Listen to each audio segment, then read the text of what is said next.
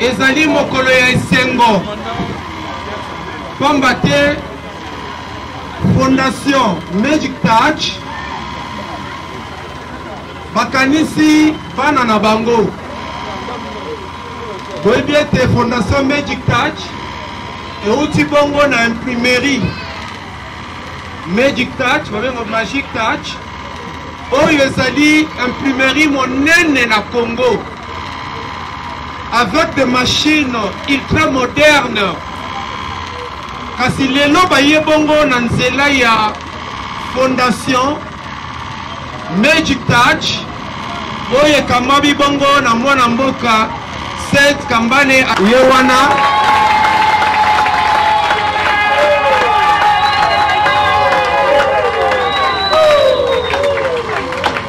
ye un ciment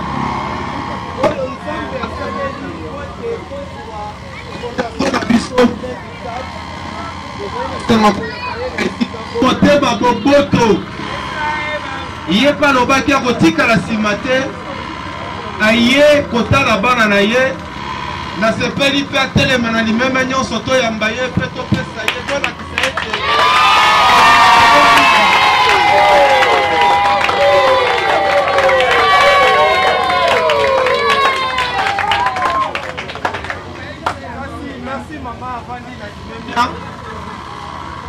ozali mpe na moto oyo asimbi sécurité akomi na limete un policier exemplaire modèle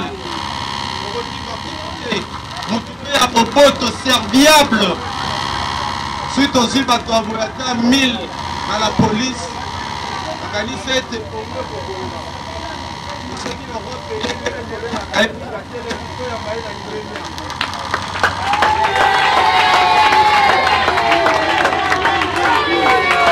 na mboka 7 Kambale asimbi motema na nzela ya fondation baya kopambola bana yango tokumbi mutu mpo tosambela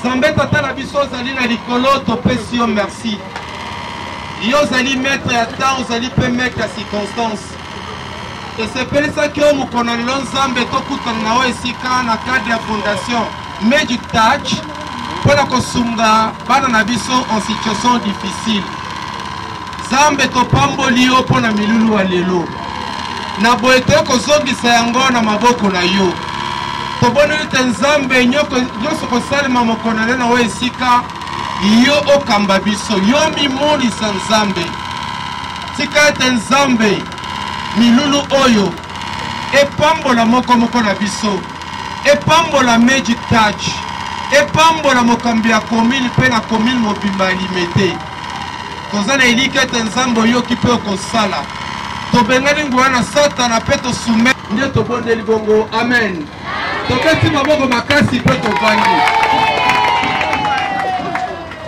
ndenge tolobaki na ebandeli milulu na biso ya mokona ezali activité moko a caractère social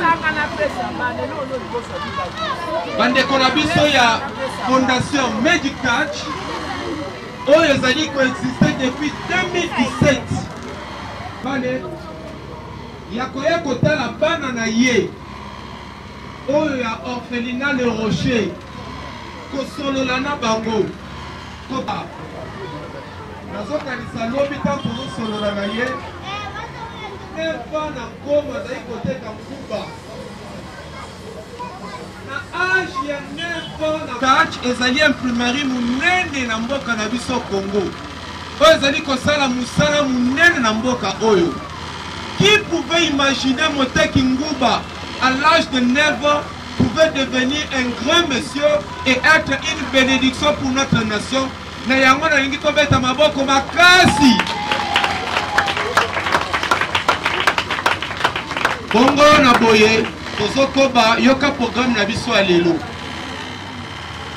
toza na mot de circonstance après mot de circonstance tokozala bongo na message ya président fondateur ya fondation Magic Touch aza na likambo ya koloba na nsima na yango tokobenga mama na biso oyo azali kokamba commune ya Limete ye oyo ayambi biso na esika oyo.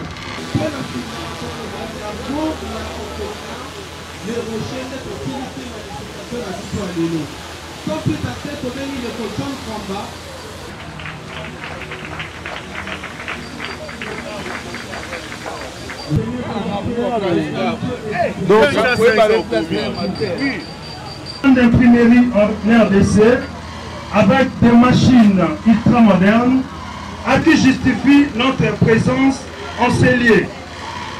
Nous sommes persuadés que nous allons passer des très bons moments ensemble avec nos enfants qui désormais ne seront plus seuls, car la Fondation Magic Touch toujours près de vous. La Fondation Magic Touch. Je crois que j'ai bien prononcé le nom. Yeka Salina Maloba, Koyambiela.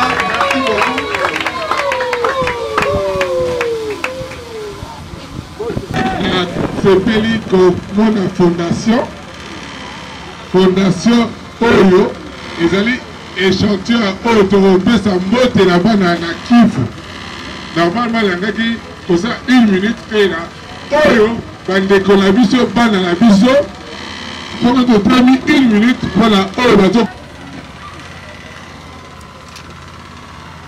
Merci. Pour la vocalise, bandeko la biso la Kivu. Maintenant, il y a le baptême journée la qualité. Et la journée a coupé sa binombote parce que tout ça a aidé. Nous allons bien dans l'épisode. Merci. Instrument oyo nzambe asaleli po nation Magic Touch soki tozali awa nzako papa ya bolingo papa ya motema mwana mboka Seth Kambale oyo azali na message d'espoir, message d'encouragement à l'égard de nos enfants wana azali koya tozali kobeta maboko makasi mpona kolakisa esengo na biso oyo tozali na yango vers ye nayoki bino te tosepeli toyamba ye te milolo makasi ya mpona koyamba papa ya motema bopoto papa ya bolingo papa oyo amesana kokabola mwa moke nzambe apesa ye na baye basangi mwana mboka Seth Kambale topesi yo maloba.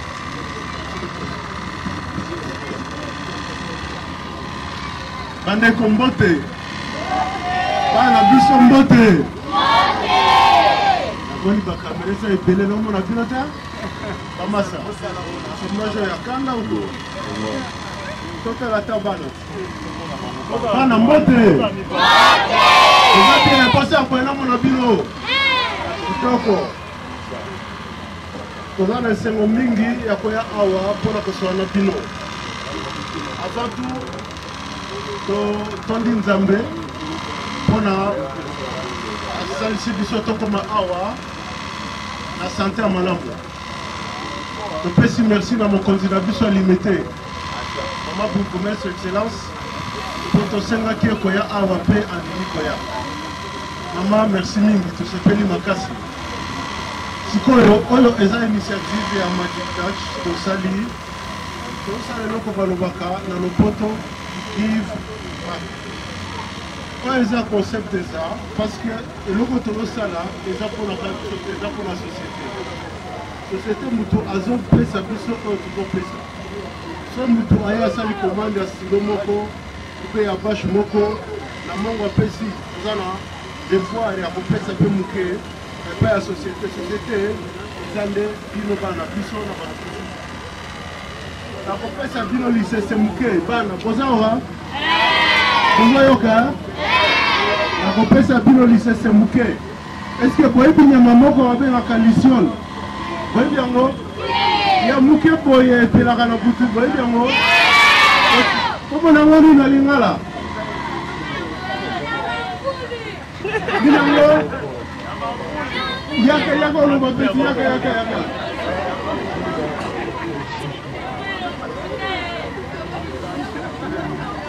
Ai, alô, pelo amor de Deus.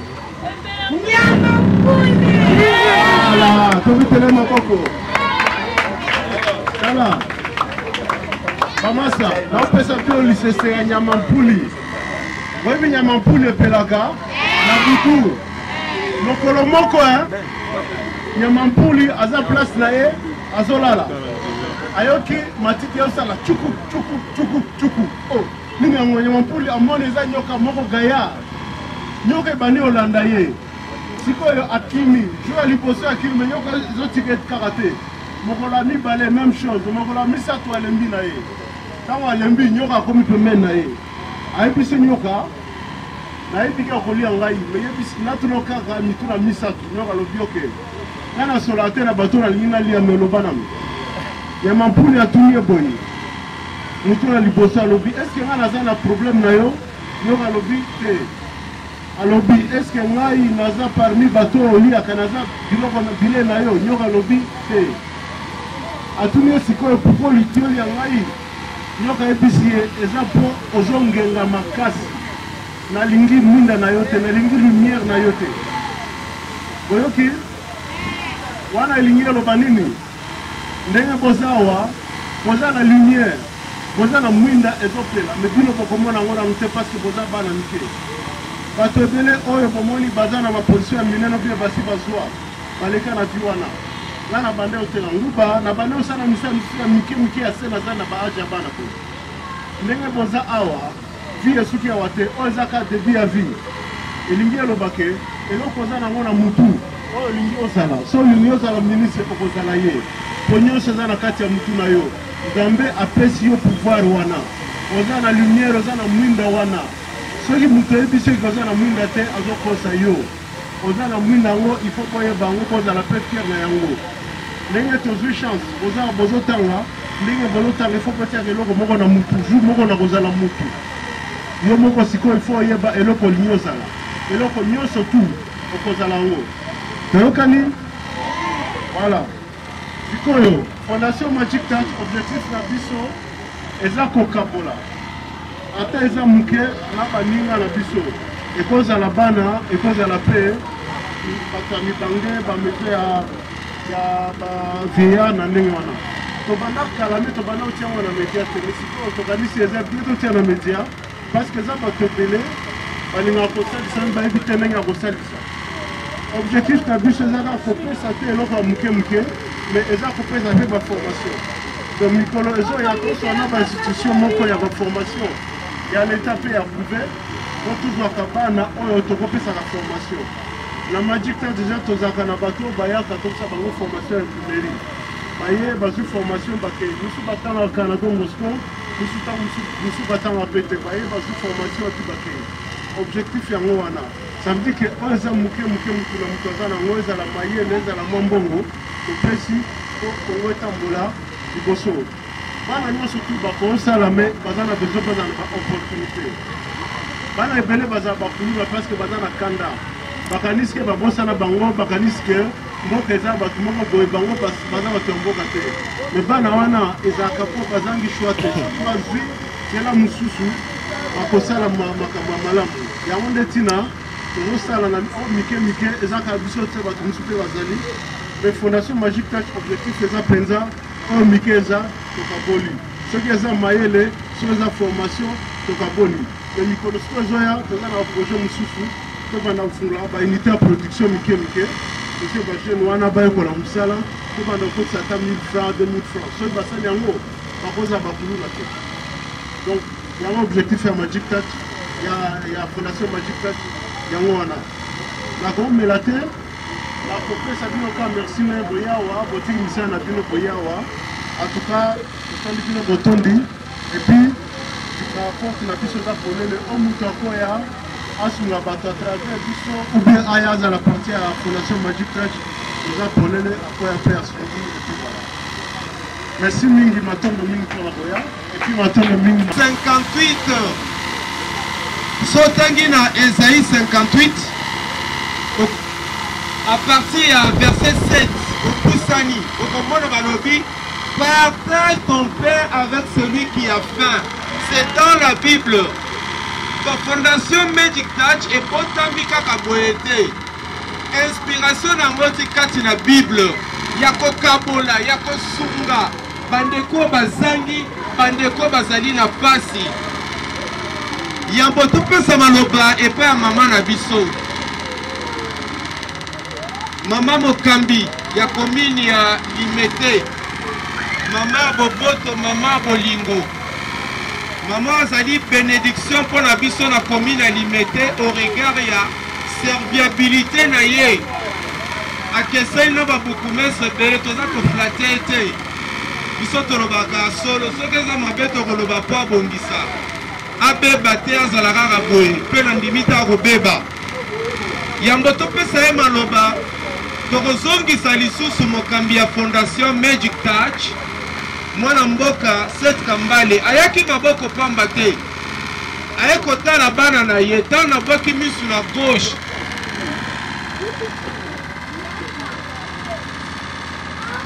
ayaki maboko pamba te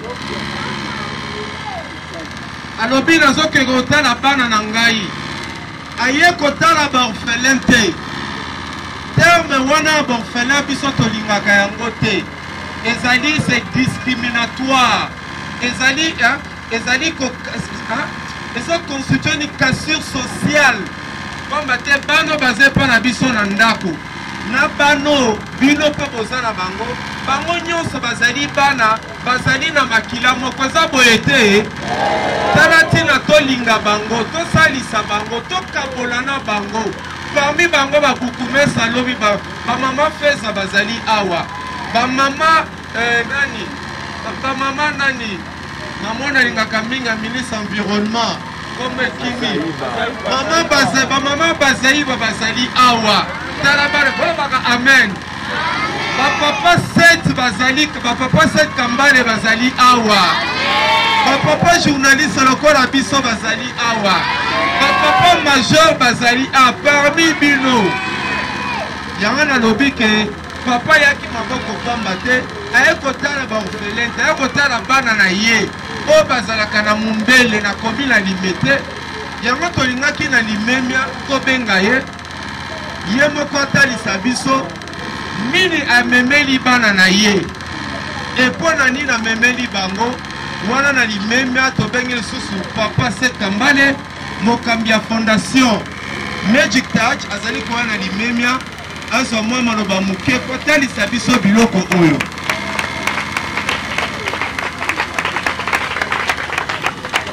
encourager papa bata motema boboto to encourageaka bango po basalaka lisusu bolamu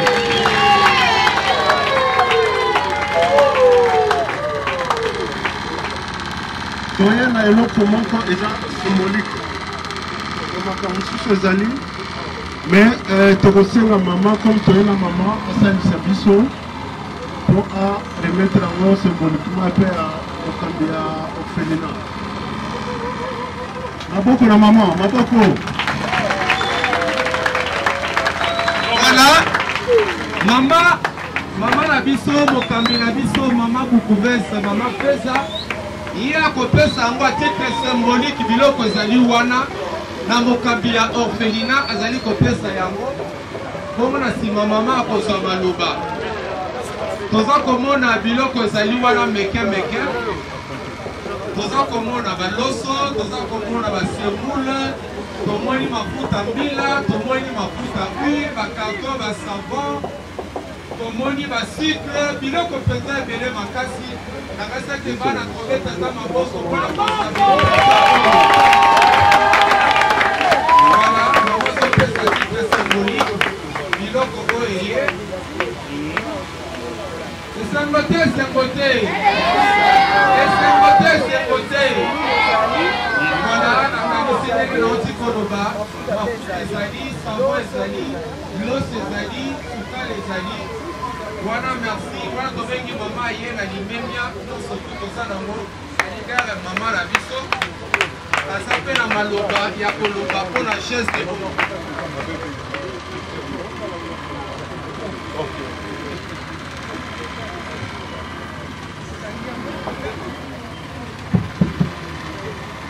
Bana Limete, viva! Viva! Bana Mombele, oye!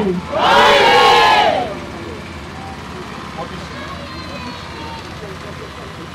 bana ya Wabishima mbote. Wabishima ope pana mabongo na bino. Voilà. En tout cas, mukolo ya lelo, merci bien. Mukolo ya lelo ezali mukolo ya esengo. Ezali mukolo ya esengo. Naza kofungola secret moko boye. DG7 Kambale azali eyano ya losambo na ngai ya mikolo na mokolo. Botu maboko.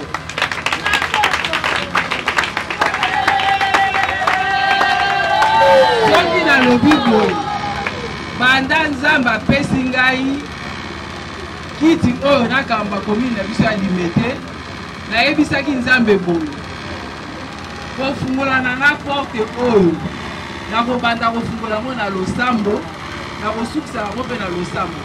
Kabine na nga azali wana. Epi nayebisaka Nzambe mikolo nyonso, Nzambe tinda bato ya mitema malamu oyo bakosala ete mosala oyo basunga Limete emata, Limete etombwama. Donc lelo ezali réponse ya ba prière na nga.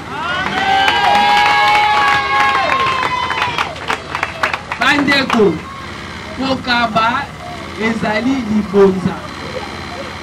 Bato mususu baza na biloko ebele, omona kutu ti biloko ekomi périmé. Babwaki yango pendant bato mususu bazokufa wanzala. Nayebi histoire ya DG7 Kambale. Nakutana na mwasi na ye ayebisi ngango. Donc eza penza histoire moko ebanda na se ndenge azoloba wana eza masesete.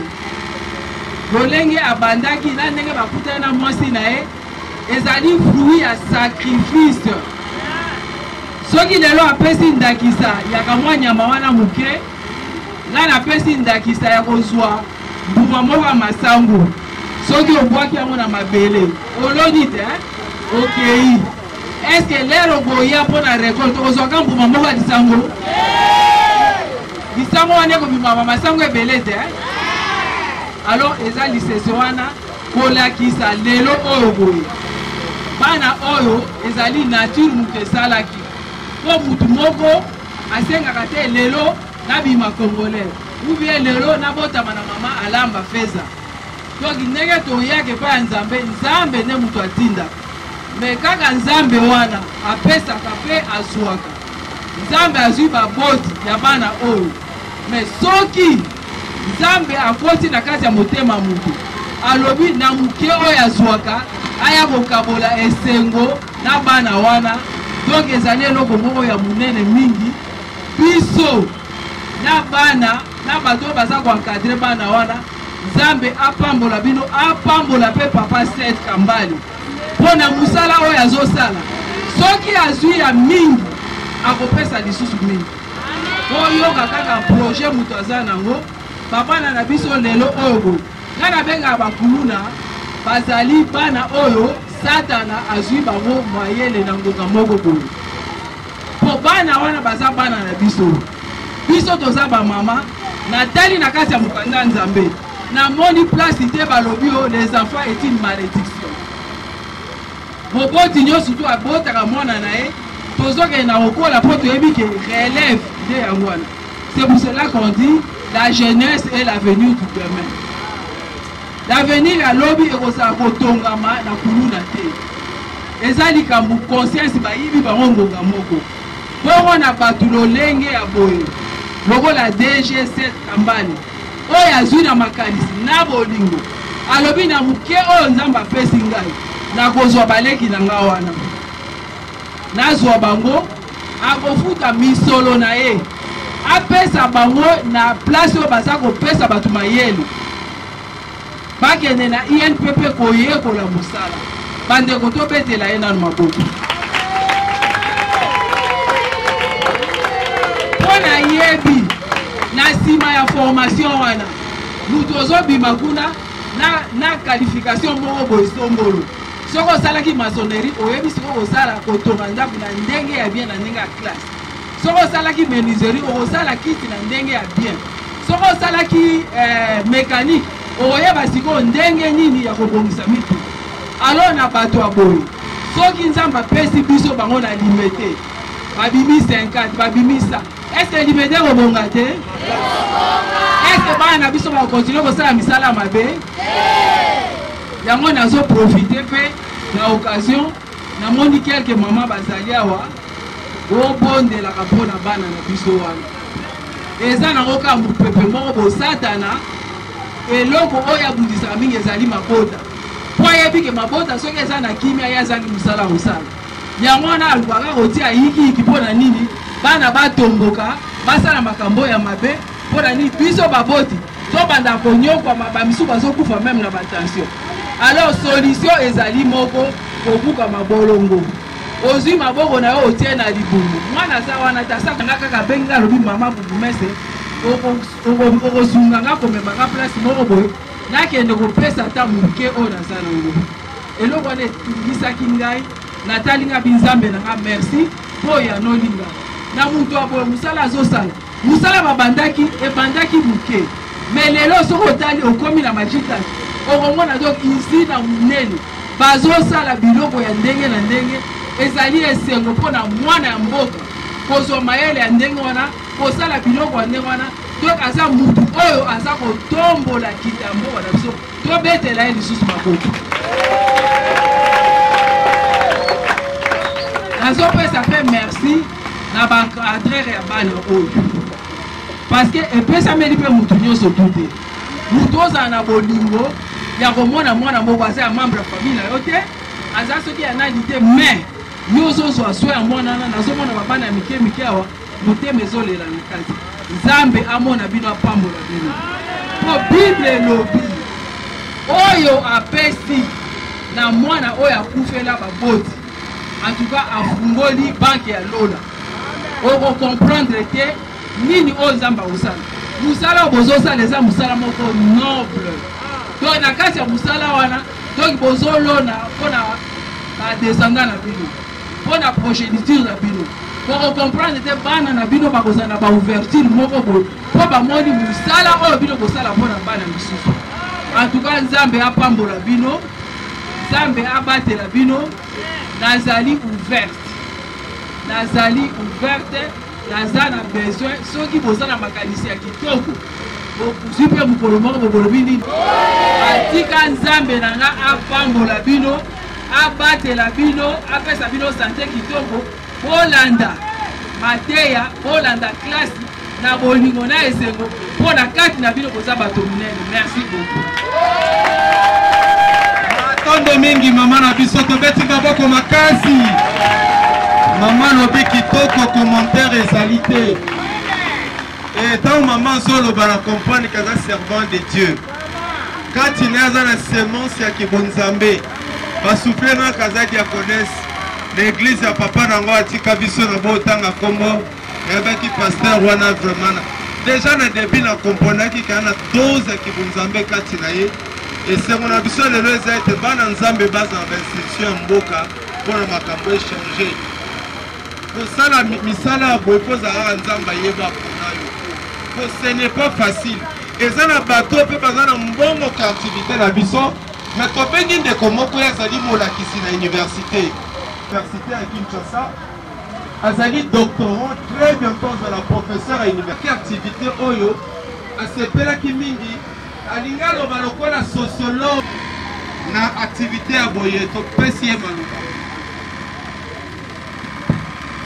Longonya mingi ndeko mopanzi sango pe assistant social Max Mbenga Lopasa pona maloka pesi ngai na tondi nzambe botondi ndenge asepeli kosangisa biso na poko alelo et surtout kezali dimanche yenga mokolo oyo bato nyonso bapemaka bakendaka mpe kovisite mpe bafamille na baninga